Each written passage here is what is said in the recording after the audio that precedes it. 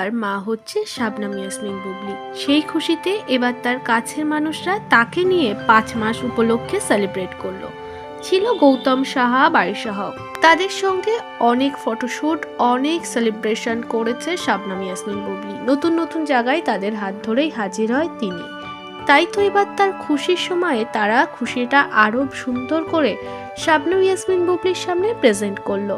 5 মাস উপলক্ষে তাকে রীতিমতো স্বাদ খাওয়ানোরই এক প্রকার প্রকল্পনা করেছে গৌতম সাহা ও বারিশা হক।